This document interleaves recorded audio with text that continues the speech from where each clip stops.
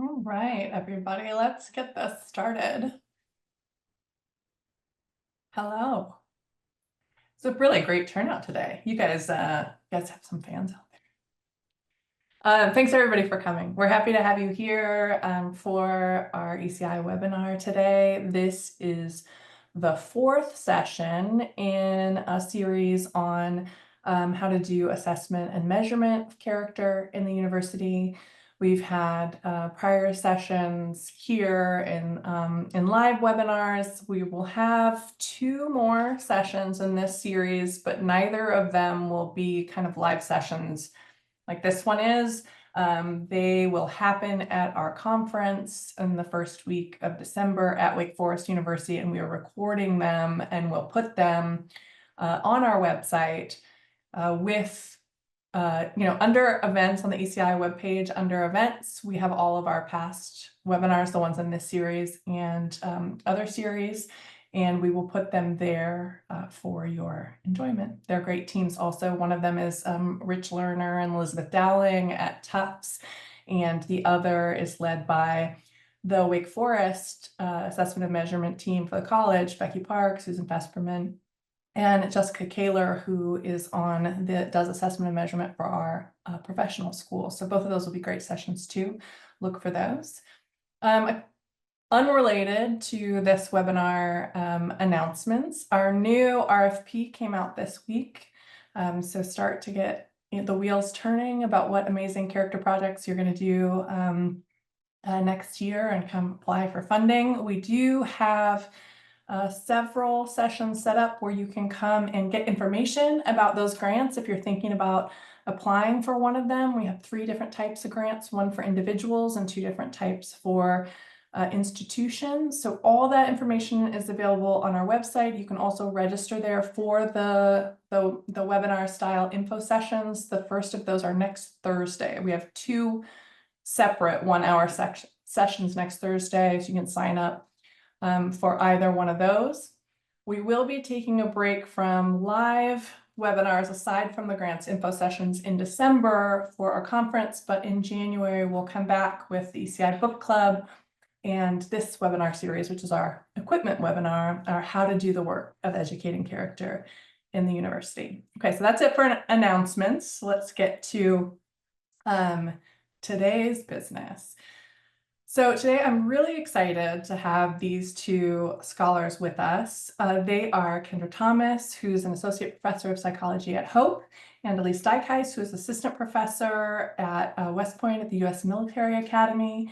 They both think a lot about how to do assessment and measurement of character in context, how to let it get messy and complicated, where to simplify it, how to get into this work and do something that you can get a little bit of a grip on. They're both really good at being, well, I would say, as a philosopher, I would say critical of measures, but probably they would put it more softly. But they have a good sense of when we should say things like, this thing isn't working. Can we try something else? And their approach, I think, is really welcoming to people at all levels of knowledge about assessment and measurement of character. So I'm really excited to hear what they have to say. Let me just say a second about our format for today before I turn it over to them. They will do their presentation, and then we'll have time for Q&A afterward. You can put questions in the Q&A box at the bottom of your Zoom anytime throughout the session, and we'll hold those until the Q&A session. But Kendra and Elise also might use the chat box as part of their presentation. So when they ask questions for you to put in the chat, use the chat. If you have a question for the Q&A, put it in the Q&A. That's it for my instructions about this session. So please join me in a virtual welcome of Virtue Measurement, Designing for Context, Change, and Culture, an Introduction to Character Measurement. Elise and Kendra, take it away.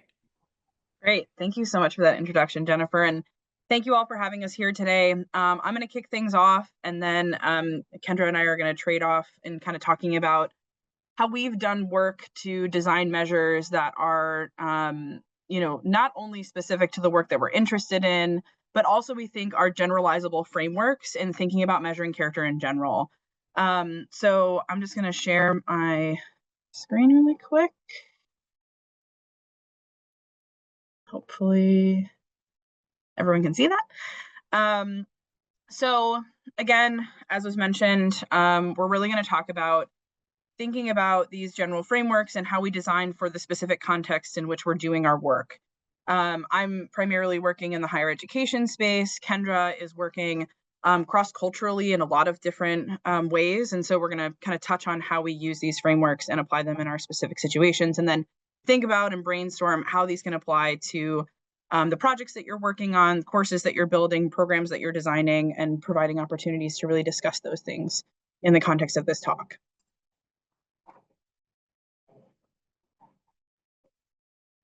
So really quickly, again, as was mentioned, we want to use the chat a little bit just to get some back and forth. We'd love to have people just drop in the next kind of like 30 seconds, like what virtue or kind of process you're most interested in measuring as part of your program, class, whatever it is that you're developing and kind of interested in being here in this session for today.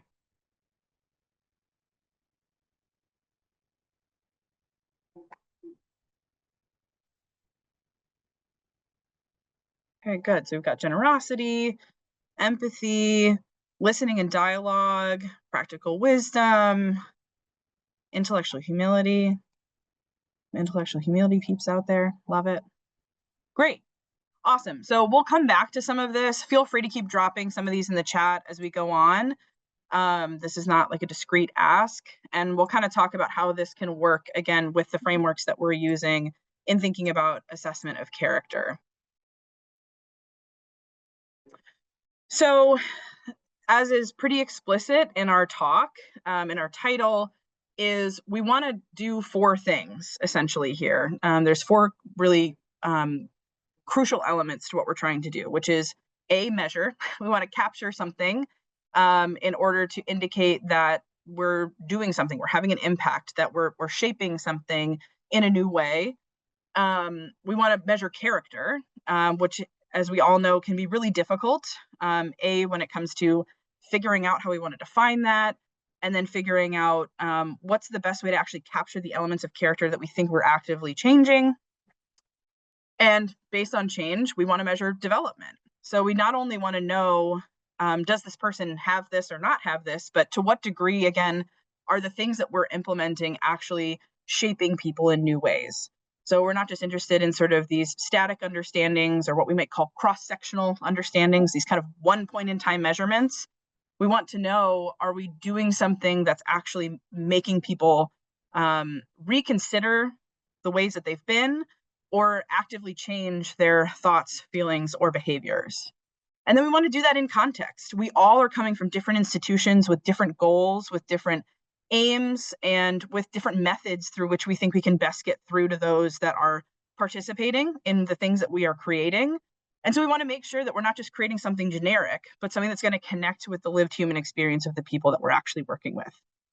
And so when you put all of those things together, it's actually really hard.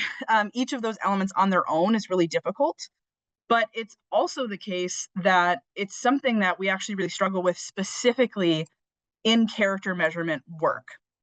So when we want to go assess these things, it's not really easy to go find how to measure character development in context. It's not something that's really easily found on Google Scholar or these venues where we go to find these measurements once we actually have programs that we believe in and we think are actually impacting the people that we're working with.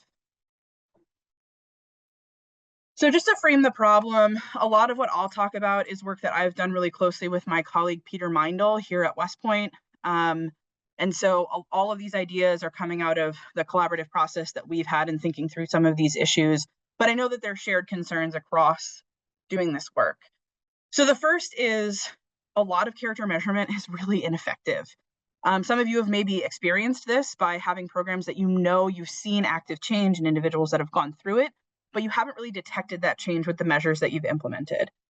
A lot of times it's not necessarily the fault of the program or the class or whatever it is that you're designing. Sometimes it's just the fault of the measure and the tool that you're using. A lot of that is because a lot of these measures are pretty limited in scope sometimes.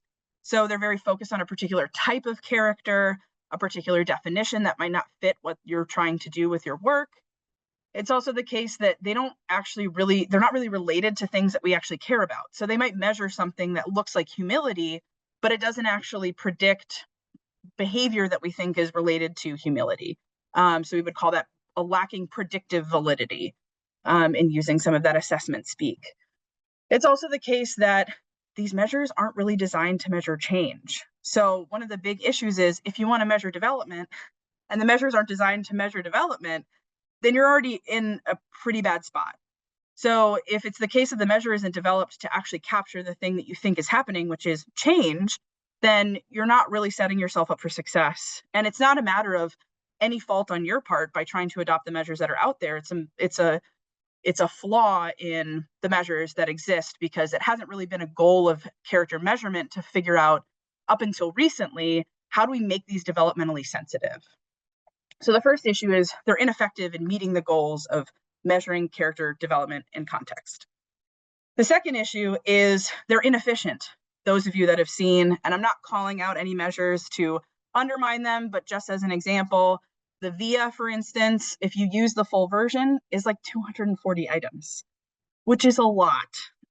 We barely probably want to respond to like faculty surveys that are 2 minutes, let alone have our students sit down and respond to a 240 item survey.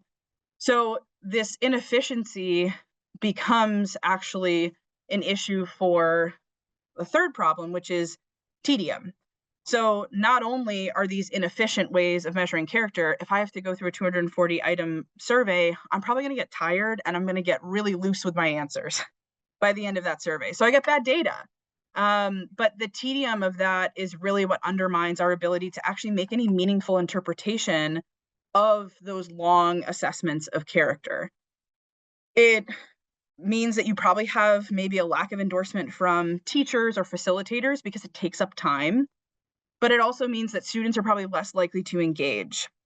You then potentially have really low response rates, and the people that end up responding are probably those students or those participants that are the most diligent, and that means you're not getting a good representation of, well, what really happened on the whole to everybody, not just like the greatest participants or those that had the time and wanted to dedicate them to responding to this survey in the first place. And that means that you have this issue of, well, if I see really good results from this one study or this one intervention based on the best participants, well, of course, I'm going to think that it went really well because I had response rates from a very small number of people. And so the tedium actually then undermines understanding how everybody experienced the program as opposed to these very specific subset of individuals that you don't really want to generalize the impact of the program outside of those individuals. So this is kind of the issue, just to set up all of the things you all have probably thought of and trying to figure out how to do assessment. And it's not to necessarily say that it's an unsolvable issue, but it's something that is being actively worked on right now in the science of doing measurement of character, but also those of you that are actually taking these things out into the real world and trying to implement them in ways that you're going to get good information to keep iterating on programs and also putting out really good work back to those of us that want to adopt what's working best. So with that, I'll turn it over to Kendra to talk about how her work is trying to come to terms with some of these issues, and then we'll open it up to you all to kind of engage with some of these things thus far. Thank you. A lot of my work is in schools. It's with adolescents, or it's in homes with families, or community centers. And most of my work is in Brazil, which is where I'm from, or South Africa, with partners that I've worked with for a while. And there's a problem that you're familiar with, right? Which is the parachuting in researcher, the researcher who comes in, harvests the data, and then goes and gets tenure, which is not how any of us like to think of ourselves. But we kind of have to design things differently if we want it to be different. And so oftentimes it's not a true partnership. And I imagine that many of you are not in contexts of where there might be a very broad, deep cross-cultural difference. But even if you're researching a context that feels very familiar, do you really know your audience? Because this can happen even if you are on your own campus where you work. Sometimes researchers don't know their audience.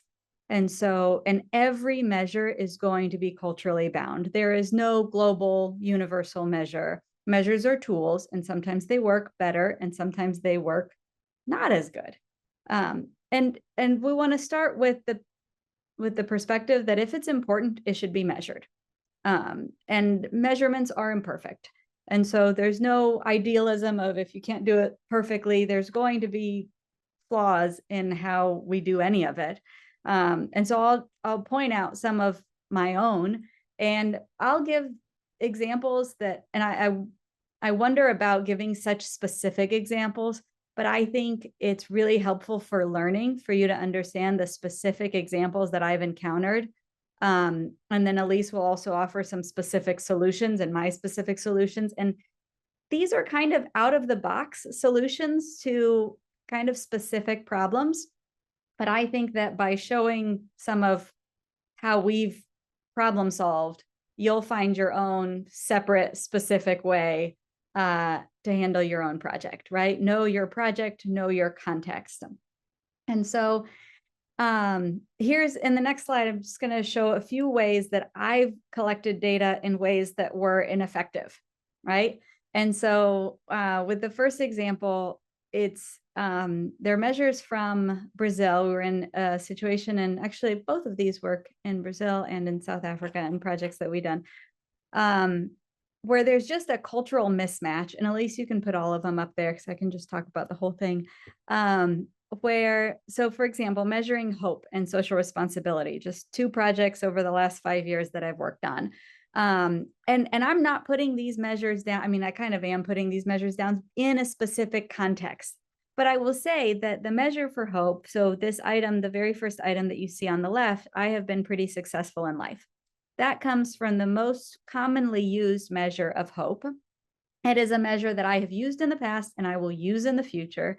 And so there's nothing about the measure that is bad, but does it match my definition for measuring character development in context?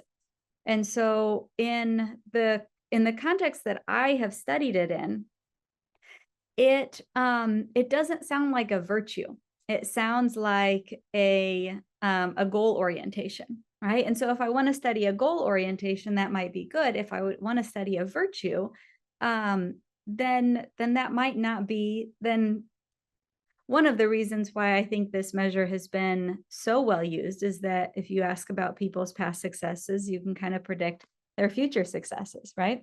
I expect good things to come my way as a sample item from the VIA Hope.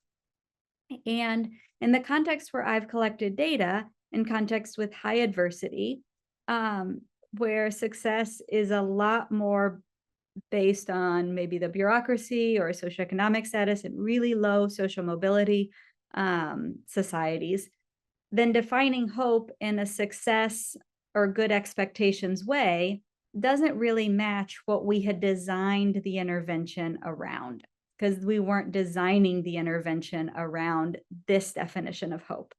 The example from social responsibility it was work that we were doing with children in Brazil. And we had gotten the measure from the project that we were adapting. We were adapting a Canadian project to the Brazilian context. And we did a lot of careful work adapting it to really be culturally adaptive, so that the lesson plans made sense, so that they referenced local children's books and all of that. And we thought about social responsibility within that context, but we measured social responsibility based on the translation of something that actually came from the Canadian government. And it wasn't until halfway through the project that we really looked at the measure, when we weren't finding what we really thought was happening, that we realized, well, this kind of looks like rule compliance. And that's not how we had conceptualize social responsibility in a context of really high government bureaucracy, in a context of more societal chaos, in a context of less, the rules are just, they're different, right? When there's more bureaucracy, when there's more corruption, adherence to rules doesn't feel as moral as it might feel in a different context. And that wasn't how we had thought about social responsibility. So in both of these scenarios, we kind of found halfway through our initial project that we realized we had a mismatch between how we were operationally defining it and how we were measuring it. And so for one way to think about this is I started thinking, well, what would measurement development really be like if we wanted to study hope as like it's described in the Zulu culture? Then we'd have to think about it kind of from the bottom up. And what I realized in a lot of the measurement development process, both on the translation side, because I had done a lot of that translation work, is that oftentimes, typically, measures are created completely in one language, right? And so, Elise, if you go to the next one, usually items are like, you'll create 30, 40, 50 items, and then kind of shrink it down to the best 5 to 15 items. And the best 5 to 15 item based on the variation in there is explained. You have less error. You kind of understand why people are answering the way they're answering these items. There's a lot of technicality that goes into that. But the big picture is that it often shrinks from a lot of items to a few items based on how those work. The problem is language has slightly different hues of words. So with the hope example, the word for hope in isiZulu is atemba, and the synonyms for atemba are faith and love, which are virtues. The synonyms for hope in English, somebody might say, I hope to get ice cream, right? Or a positive expectation, a belief that it will probably happen. And so the different hues that different words have can make them fit a little differently. And in doing a lot of research in different cultural contexts, I have come to a conclusion that a lot of our measurements are potentially culturally overfit. So I show you kind of an idea of a statistical overfit, but what I'm trying to pull from is that theoretical understanding of, have we hyper specialized something in a way that makes it difficult to transfer, right? And so just as an example of a way that we did something very differently, in the next slide, and this is not going to be applicable probably to anybody here, I just think it's interesting to think about. Well, here's one thing: garbage in, garbage out. Think very carefully about the measures. Make sure the measures are things that matter for you in your program, in your context, because things change so much from one age group to another, from one context to another, from one culture or language to another. And so it's a garbage in, garbage out piece in research. But then the next piece is that again, this is a very specific solution that's a little bit more out of the box and might not be applicable, but I think it will be helpful. I'll jump to the next one, Elise. And in one of these projects to kind of try to understand hope in Zulu, in the Zulu context, we did a qualitative study. And then instead of generating the items only in English, we also generated them in isiZulu, and then also generated them in Portuguese, because that's it's a language that I feel very familiar, and I could also do it in that. The goal wasn't for these specific languages, but the goal was to make it not so overfit to the English language, or not so overfit to the isiZulu language, so that we could find items that made sense across at least more than one linguistic structure. And so I kind of liken it to when I picked names, when I picked names for my children. I have 2 children. I didn't pick my top name. I picked the top name of me and my spouse, right? That we found the names that we both rated top-wise. And so we didn't converge on the items that made the most sense just in one context. We converged looking at the items that made sense in multiple contexts, in hopes that we would create something that's a little bit more of a better overall fit. And so you can go to the next one. So we converged on these 12 items and this specific operational definition that would be different conceptually than the existing measures of hope. But going on one more down, Elise, to frame the solutions, can it measure change across time? Because we want to see how do virtues develop and spread. And so one thing is making sure we get the operational definition correct. And so the example that I gave is the operational definition, does it fit that cultural context? Does it fit that age group? Is it too specialized to a specific culture's definition of what that virtue is? And then can we mitigate some risks? And I wanted you to go through a little thought experiment with me, because this is something that I do as I prepare for projects. I would like you to do in your mind a pre-mortem. I'd like you to think of the project or class that you're designing right now. And let's say, fast forward so many years, you found nothing. You found that whatever it is that you measured, it didn't change. You didn't find any pattern. It seemed flat. Maybe it actually got worse over the amount of time. And if you've been in research long enough, you know that this is not a doomsday scenario. You know that this is a realistic scenario. And what would you attribute that failure to? Because this is a way that we can mitigate the risks. I just talked about some of how we need to think about exactly the operational definition, right? Is the way that you're thinking about the virtue actually the way that you're measuring the virtue? And so I want to give you some, that might sound like too big of a, if you've done this before, then you might be able to brainstorm, but I wanted to turn this into a multiple choice. So here's some brainstorming about all the possible reasons why your project might fail. And hopefully you take that with the levity that I am sending that. It could be that your intervention is not strong enough. It could be that you thought that a weekly check-in with somebody would really change the way that they processed and problem solved and thought through wisdom. But 1 week for a semester is just not enough.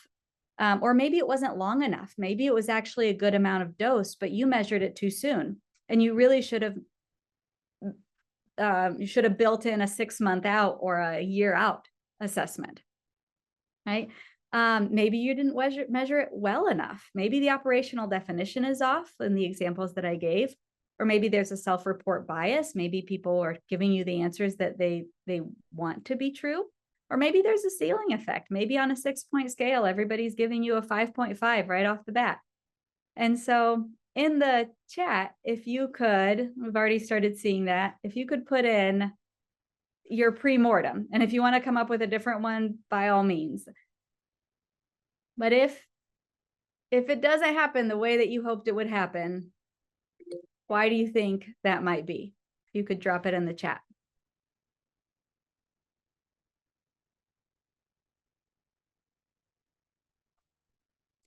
Not long enough, self-report bias, lack of leadership buy-in, that's a new one, thank you.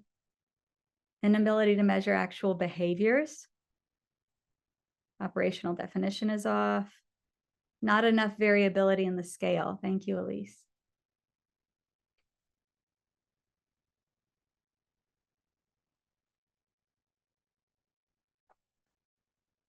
So one more slide and then I'll turn it over so you can see some of Elise's clever solutions. We want you to think, we want you to measure something that's interesting no matter what you find. When I was working, one of my current research projects in South Africa, it's a home mentoring intervention in parenting and a home visiting intervention to support parents. And the mentors were asking me, Kendra, what if it doesn't work? Like, what if we do all of this and it doesn't work? And I told them, that's not a realistic scenario because I'm not asking a yes or no question. I'm not asking, did it work? I'm asking, who did it work for? Who did it not work for? How long did it have to take to show an effect? Which kind of change was it? Was it in how they thought, how they acted, how they behaved? Which part of the program, which dosage mattered the most? And so you can mitigate some of these risks and measurements if you are measuring enough things. If you are not designing a measurement strategy that is a yes or no question. So, and Elise has a great example of that. So go ahead. Great. Awesome. Thank you so much, Kendra. So I'm going to go through some solutions again that we've been using and adopting here at West Point, and have been using kind of as a way to get around some of the issues that we framed at the beginning using existing measures that are already out there. I think what's great about Kendra's work is thinking through kind of that difficult aspect of figuring out the context specificity and what you can adopt that's out there to make sure that it's appropriate for the environment in which you're doing your work. And some of the suggestions I'm going to add now are in part that, but also some things that you might be able to take and use already off the shelf, depending on what some of the goals are of the projects that you're working on.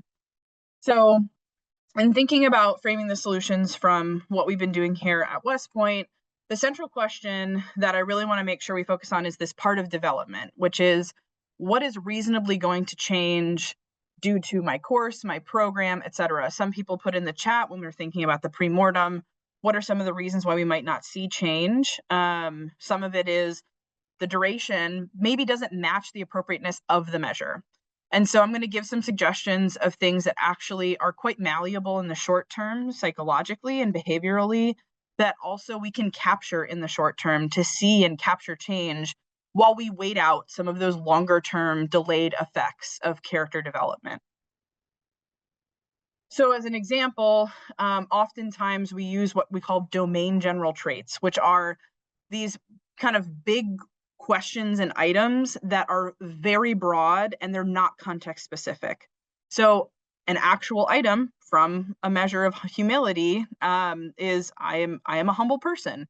I don't expect that to change my self-assessment of that over the course of a class in a semester. And so we want to move away from those measures that are often easy to access and are validated for understanding ourselves in this broad sense, but maybe are not appropriate for capturing change in the context in which we're doing our work. So as a result, we want to maximize based on some of these issues that we set up, which is inefficiency and ineffectiveness, which leads to tediousness and kind of bad data, maximizing efficiency and effectiveness.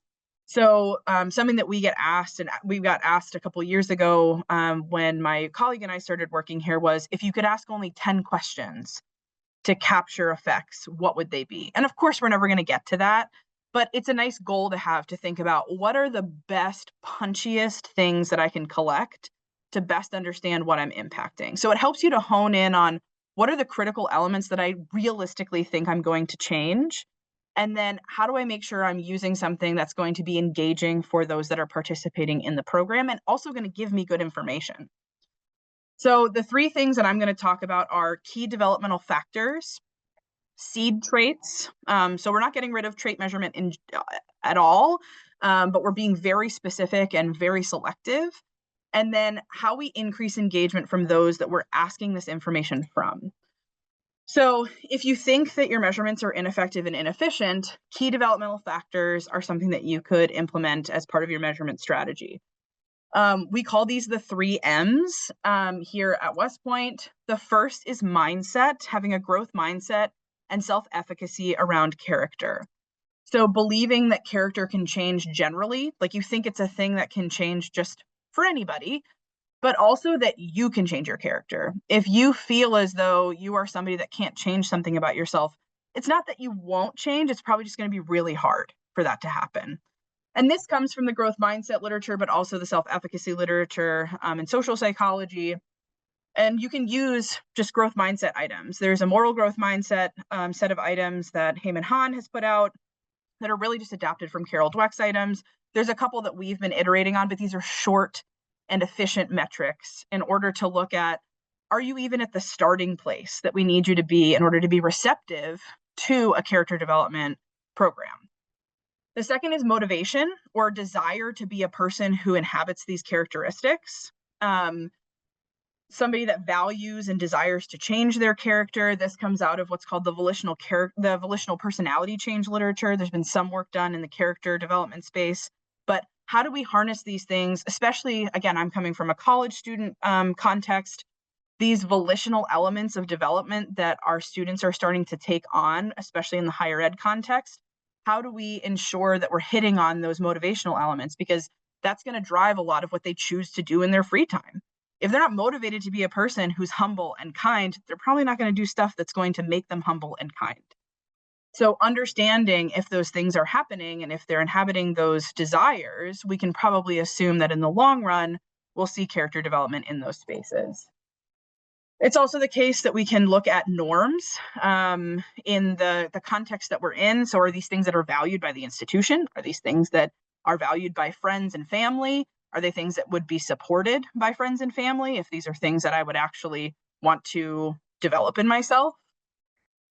And then also self-transcendent purpose. Are you a person who's motivated by things outside the self or things that are not outside the self, right? That's going to drive motivation and desire. So these are things that we try to capture from a measurement perspective, because we believe that they would then motivate, again, long-term commitment to developing one's character. So a sample item would be, it's important for me to be a person with a certain set of characteristics. You could list whatever those things are. This comes from Aquino and Reed, and they're a moral identity centrality measure. It's 5 items, super easy to implement. And you can list whatever is context specific to your environment and to your program to kind of elicit that larger, what we call moral schema. What's the large, broad idea of the moral or intellectual or performance character that you're trying to hit on with what you're implementing? And then the third one is means. It's literally, what are the evidence-based strategies that allow us to actually develop our character? So if you believe that you can change your character and you're motivated to change your character, you're probably the person who's going to be doing stuff to work on your character. If we think about this in any other domain, if you're the person who thinks that they can get better at math and you want to get better at math, you're probably going to be studying more and doing better in your math class. So we can apply this same concept to developing one's character. So ways that you could measure means is literally just asking frequency as well as enjoyment and difficulty of behaviors that are empirically linked to character development. A place you can look for these include Michael Lamb's paper on 7 strategies for character development. It's a great way to start. There's also really good evidence of just good goal setting being related to behavior change and attitude change in general. That's, again, comes from this volitional personality change literature. But you can also go to a lot of reputable sources to find what these behavior change mechanisms are. The Greater Good Science Center has a great repository of just small little things that can be implemented. And you can use that as a way to determine, okay, this is what I want to measure the frequency of behavior in with my students, based on whatever's relevant to whatever course or project you're implementing. So you can, again, take whatever you think are the active behavioral elements that you think are actually changing your students' character, and you can make that a measure. Like, how often are you doing your gratitude reflections that you're supposed to be doing for this class? Or how often are you considering something that Francis Sue has used in mathematics is like, how did it feel to do this difficult problem? That's around persistence and thinking about how do you actually develop the idea of persistence by reflecting on stuff that was difficult that you overcame. One thing I'll note about these 3 things and why we're pretty adamant about using them as a framework for measurement is, A, they're linked to active elements that we want to develop in our students and in our participants. They're things that we think if they change or that they exist, we should see long-term character development. They are malleable in the short term. We see that in the psychological literature. And so they're things that we know can change in the short term if we're implementing well. And they're measures that can detect change related to these constructs. So it's stuff that we know we can actually measure developmentally that we think would then, again, be related to downstream long-term character trait change. So it allows us to measure the things in the duration that we oftentimes implement our programs pretty reliably. And with that, I think it's also worth mentioning that we can do all of that with self-report for these. I think there's oftentimes also an issue that we didn't really bring up until now, which is there are some virtues that just we can't best report on ourselves. But these are things that usually don't have the same issues with social desirability in the same ways that we might have with humility. Some people put in intellectual humility. There are other things that maybe are best evaluated by ourselves, but it's not always the case with these socially desirable attributes, especially if you're participating in a program or a class where character is a central component of it. As I mentioned, very briefly, I'll say we didn't get rid of trait measurement entirely. We are also interested in traits, but knowing that it's going to take a little bit longer for them to develop. So what we've focused on are what we call predictive traits and foundational traits. So with predictive traits, essentially what that is traits that we think if we have them, they're probably a myriad of other traits that we're also inhabiting as a result of inhabiting these particular virtues. So there was a paper done by Bob McGrath and some other researchers looking at kind of the interconnectedness of virtues and how strongly connected certain virtues were to others. And they found that gratitude, fairness, and curiosity were very strongly linked to essentially all of the other VIA traits when they were looking at this connected network. So if you measure those three things, you're probably capturing elements of things like humility and trustworthiness and some other elements that you wouldn't have to then have a huge measure of 24 different traits. You just would need 3. So that cuts down on your length quite considerably, but still capturing really important information. In our data, we found it's gratitude. Gratitude has been strongly correlated in our research with our cadets to a lot of really important outcomes when it comes to character, including how often somebody's nominated as a moral exemplar amongst their peers. So it's really cool to be able to winnow down the list to these kind of major elements that we think are key players that indicate that other characteristics are present, essentially. Foundational traits are what we see as the underpinning of character as a whole. Again, this is something that we've developed internally. It could differ by context. That goes back to Kendra's point about cultural fitting and overfitting. Sometimes we want to overfit. Sometimes we just care about what our program is doing. And so for us, we've kind of winnowed it down to 3 categories: self-awareness, self-control, and selflessness or self-transcendence, captured by humility, self-control, and purpose and or trust. So if we have these elements or we develop them, we think that there will be other traits that will come out of kind of these primary colors of virtues, so to speak.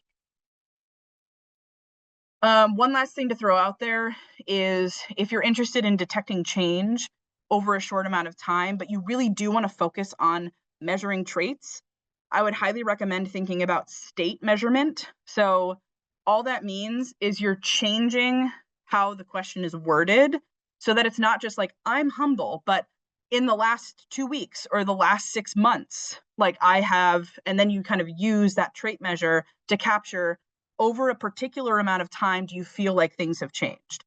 And you can see that actually people respond to items differently, even just adding this little phrase at the start. So that's just a small tweak to things that exist that might actually elicit some of those change sensitive measurements using stuff that weren't designed necessarily for change sensitivity.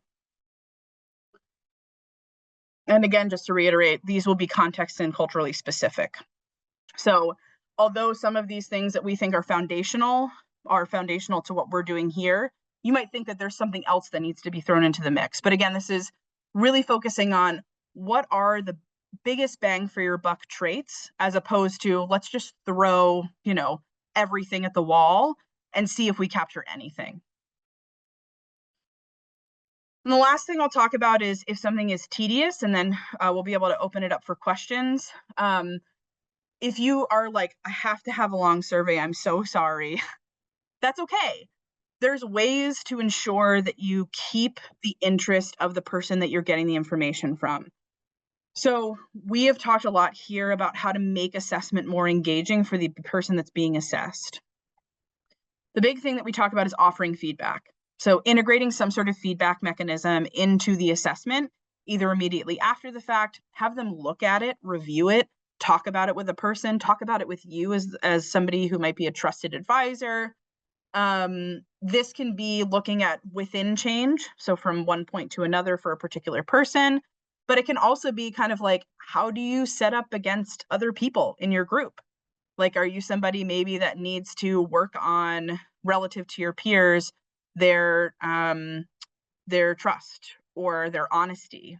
Sometimes having those comparisons can be healthy. Sometimes they can backfire. So that has to be very specific to your context, whether you think your participants will be motivated by something like that. The second is tie it to character formation. Make it part of a reflection activity.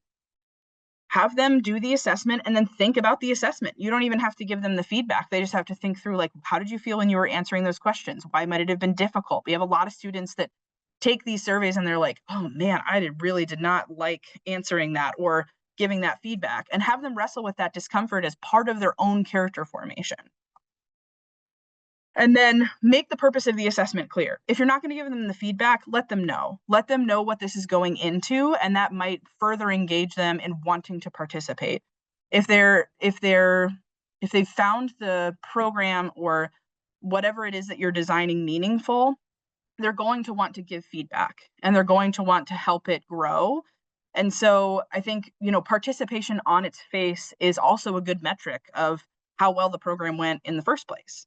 So these are all examples, but these are broad categories that we try to use as metrics of how we make sure that our students don't become disengaged from the assessment and therefore potentially give us bad information on how to improve our programs. So I'm going to skip this just for the sake of time, but this is an example of just a peer evaluation system that we use that kind of gets at all three of those elements. We have peers give feedback in an anonymous setting, and then we actually have them rate each other on trust and then character and give anonymous feedback to their peers. It's part of a counseling process, so I'm happy to discuss that with people after the fact. But I will talk about one project out of Wake Forest that was published. Their engineering department has a class where halfway through the semester, students discuss teamwork as a virtue. And they've already been doing group projects prior to this. And essentially they've come up with the essential elements of a person who displays teamwork as a virtue. And then each of these small groups essentially rate each other as group members on those elements of being a person who exemplifies teamwork on a scale of 1 to 10. And then they have to write out why they gave that rating. And so they do that when they start a new project and at the end of that project. So you essentially get a pre-post of your peers' perceptions of how you exemplify or don't these elements of teamwork, but it's essentially just kind of upping the stakes a little bit on a classic sort of peer feedback system as part of a group project, but focus more on virtue. You can also make this a reflective exercise where this person then has to incorporate their own self-evaluation, and they can see, is there a conflict between what your peers see and what you see? But all of these sorts of things, students get really anxious and excited to get feedback from their peers on these sorts of things. And it can be a reality check for some people. It's a really great way to highlight strengths, to see where there might be a mismatch with your peers, but also to potentially build that relationship between whoever's facilitating and the participants. So it's a really great opportunity for you, if you're a teacher or facilitator, to get to know these people better in order to better iterate on the program itself to figure out what are the elements where we maybe need to work on individual development. So with all of that, we'll quickly have you sort of reassess your pre-mortem. So I'll just have you do it internally so that we can get around to some questions for these last 10 minutes. But I would just ask you, again, is there something from today that you can take to discuss regarding sort of what you articulated with your pre-mortem that might help to iterate on how you think about measurement or implementation that might take some of these things that Kendra and I have discussed back to your projects or your programs and thinking about how to move forward? So with that, we'd love to open it up for questions. Again, I think there'll be the Q&A box specifically where hopefully you've been putting things throughout. And we're just super grateful for the time. And we're looking forward to not only the Q&A, but any follow-ups that you want to have with us about specifically things about your program. We're more than happy to talk about ways that we can help and assist with measurement and assessment. So thank you so much. Amazing. Thank you both. Since we don't have a ton of time, I'm just going to launch. I'm going to start by packaging some questions together that are related to one another. As I'm doing this, please feel free to put new questions in the Q&A, everybody. So maybe here's a good way of framing how these questions fit together. In one way, right? You're freeing people up to do a lot of different things. You don't have to do this long measure. You can focus here on these kinds of things or just do some subset of it. And that seems simpler and more direct, but in another way, like there's a great deal of judgment being exercised in how to reframe these questions or how to tailor them to your students, or which are the few that are most relevant to the context you're in, or whatever it is. And so you might think that this is the kind of easier that's actually more expert. So I'm wondering if that's true. So some questions in this lane, right?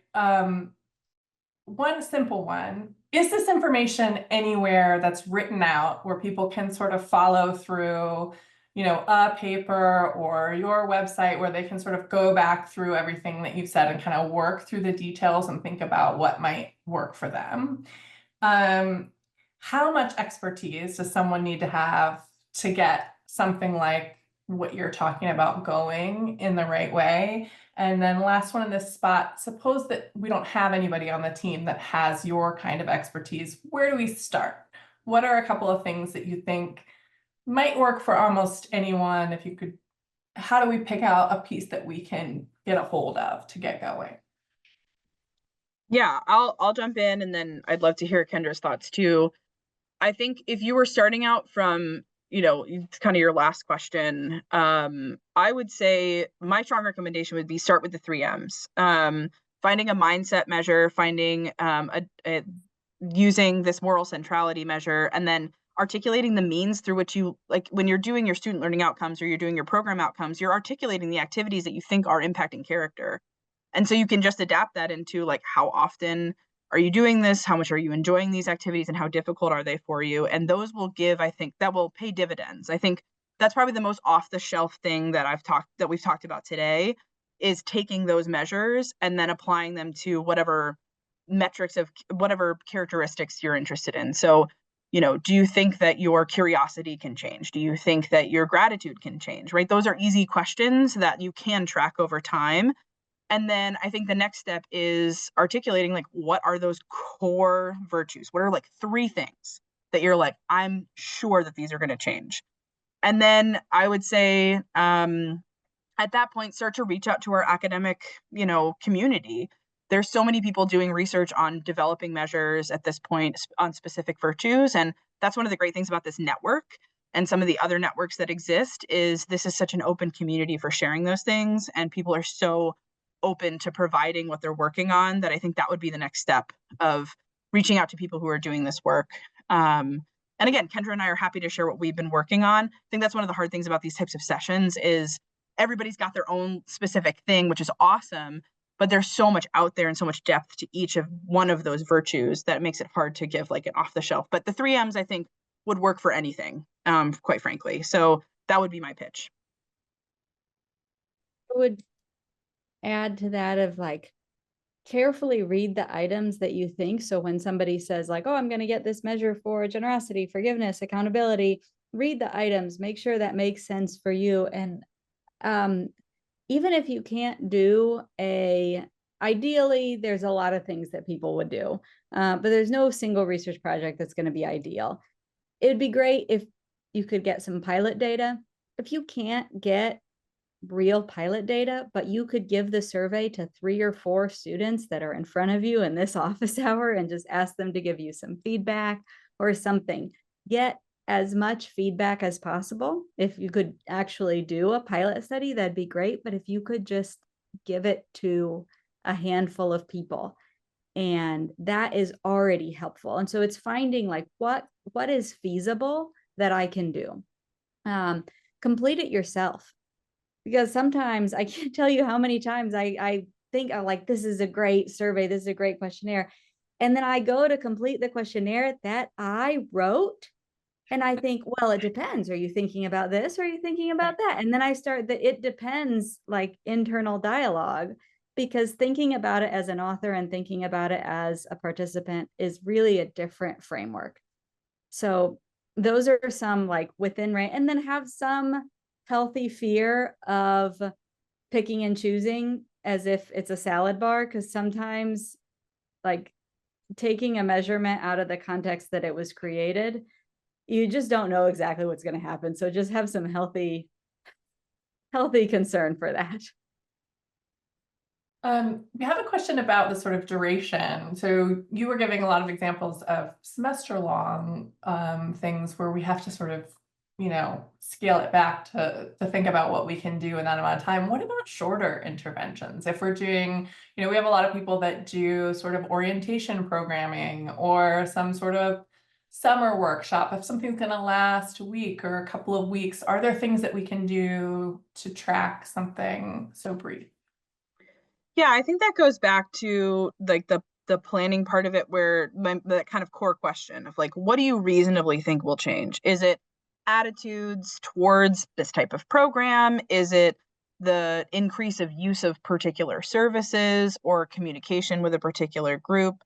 But I will say we've seen in the short term, even short term, like over the course of a summer or a couple of weeks, we've had 3-week interventions that we've done where we've seen changes on these 3Ms.